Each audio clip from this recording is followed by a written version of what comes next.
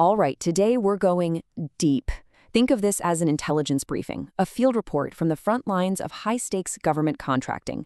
And look, we're not talking about your usual paperwork mistakes here. No, this is about 5 real-world pricing traps, the kind that are designed to bleed you dry, but only after you think you've already won. So let's dive right in. So to really get a handle on these traps, you've got to understand something crucial. Not all failures are created equal. I mean, especially in government bidding, there are fundamentally different ways you can lose. It's kind of like this. Some dangers, they roar right at you. But others, they're the silent ones, the ones you never see coming. Okay, so on one side, you have what we call visible failures. You know the deal, expired registrations, a missing form, basically the stuff that gets your proposal thrown in the shredder before it's even read. Yeah, it's a gut punch for sure, but hey, you live and you learn. But then there are the hidden failures. And these are so much more dangerous. Why? Because they don't disqualify you. They actually let you win. And that's exactly when the trap springs. So I want you to hold on to that thought. Just ask yourself, what if winning, what if that signature on the dotted line wasn't the victory you thought it was? What if it was actually the start of the trap, the beginning of a 5-year financial nightmare? So we're going to break down this second kind of failure by looking at 5 live, honest-to-goodness contracts. These are not made up. They're not hypotheticals. We're talking real deals from the Department of Homeland Security, the DoD, the USDA, the National Park Service, and the VA. Totally different agencies, totally different projects. But as you'll see, they're all hiding the exact same kind of danger. All right, case file number 1. We're heading to the southwest border with the Department of Homeland Security. The job? Tactical infrastructure maintenance. And the trap here? Well, we're calling this one the zombie law. Okay, so what in the world is a zombie law? Well, here's the crazy thing. You might remember a while back, Executive Order 14026 came out, mandating a higher minimum wage for federal contractors. Then that order got revoked. Everyone thought, okay, that's done. The news moved on. But the contract? Well, the contract never got the memo. The specific rule, the FAR clause that enforces that higher wage, it's still right there, written into the contract. It's dead, but it's still walking. And that clause, FAR 5222-55, for those keeping score, it explicitly requires you to pay a minimum wage of $17.75 an hour. Let that sink in. Not $15, not whatever you thought the current rate was. No, the contract legally binds you to this number. It's literally a ghost from a dead executive order, and it's about to haunt your payroll. And here's where it just gets brutal.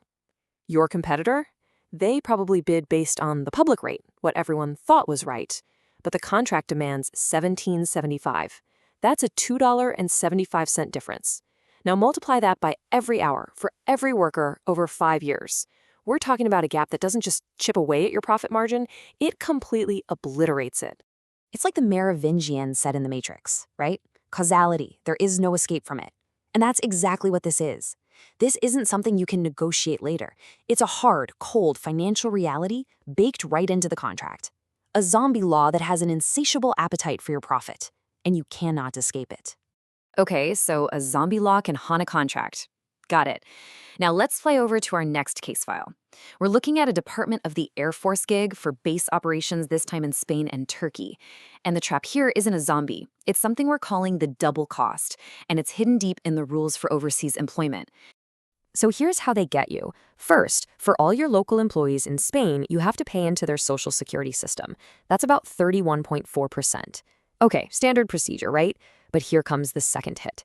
You also have to pay for U.S. Defense Base Act insurance for those exact same employees. You're probably thinking, wait, why? Simple. The contract is missing a waiver from the Department of Labor, and without that one little piece of paper, you're on the hook for both. That's 2 huge insurance payments for every single local hire. A total double dip that just demolishes your budget. All right, the next couple of traps are a little different. These are all about how the rules of the game can change right in the middle of play. It's like you're building a house, and someone comes along and rewrites the blueprints after the foundation is poured. The rules you bid on, they might not be the rules you're actually judged by, all thanks to some late-game amendments and details buried where you'd never think to look. Check out this National Park Service contract, for example. When it first came out, it looked pretty straightforward. But then, bam! Amendment 0001 drops, and it adds a brand new requirement, 100% performance and payment bonds. Now, if your team already priced the job and hit submit without catching that amendment, you're done. Instantly disqualified. They call it an uncurable defect, which is just a fancy way of saying game over, no do-overs. Okay, now for a USDA Forest Service job. On the surface, it seems totally simple. You're building a boardwalk, you've got 545 days to do it, and it's a lowest price wins deal, so you already know the margins are going to be razor thin. Everything looks normal, right? What could possibly go wrong? Well, then you dig, and you find this one sentence. And it's not in the main schedule, it's not in the scope of work, it's buried deep, deep down in the environmental specs. And it's an absolute bombshell. It says you can't cut any oak trees for 3 months, from April to July, right in the middle of peak construction season. So your entire project comes to a dead stop. But guess what doesn't stop? Your costs. Your crew, your equipment, you're paying for all of it, but you can't bill for any progress. On a fixed price job, that's a 3-month delay that comes straight out of your wallet. A total black hole in your budget. And for our last case file, we're with the VA. They need a new physical access control system. The trap here? It's all about tech that's already out of date. Think of it this way. A lot of companies have systems built on the FIPS 140-2 security standard. It's solid, but it's basically the VHS tape of security. The problem is, the VA contract specifically requires the new standard, FIPS 140-3. That's the Blu-ray. So if you propose a solution using the old tech, your bid is dead on arrival. You're literally trying to play a Blu-ray and a VCR. It just doesn't work. And that's another one of those welcome to the desert of the real moments, isn't it? The world moved on, the tech standards changed, and it doesn't matter if your proposal writers knew about it or not. And the worst part? If you win with that proposal, the cost to fix it is all on you. You're not just buying new gear, you're paying a massive premium to buy your way back to the present. So let's just recap. We've got 5 contracts, 5 different federal agencies, a zombie law, a double cost, shifting rules, obsolete tech. I mean, on the surface, they look totally unrelated, right? But if we zoom out and look at the big picture, a really clear pattern starts to emerge. A pattern that shows us why these traps work so well, and more importantly, where they hide. And here it is, the one thing they all have in common. Not a single one of these traps was in the executive summary. They weren't in the main scope of work. They were all buried in the details. The zombie law, hidden in a FAR clause. The double cost, it wasn't what was in the contract. It was what was missing, a waiver. The bond rule, tucked into a late amendment. The work stoppage, buried in environmental specs. The obsolete tech, that was on a whole other NIST list. You see, they all live in the fine print, just waiting for someone to get tired and skim. And that, right there, is the heart of the matter. This is what that second, more dangerous kind of failure really looks like. You do everything right, you follow all the rules, you submit a killer proposal, you even get the award notification, you pop the champagne, and then the dread sets in. You realize you won a game, but you didn't actually know all the rules. You didn't price everything. You won the battle, sure, but you just signed up to lose the war.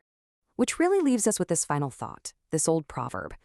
Individually, any one of these details seems small, maybe even survivable. A really sharp manager might catch one here or there. But when these things exist across your entire portfolio, all these tiny, overlooked threads start to twist together. And when they do, they can tie up a lion. So the real question you have to ask yourself is this. Are you checking for the spider webs before you bid? Because out here, in the world of government contracting, it's always the little things that bring down the giants.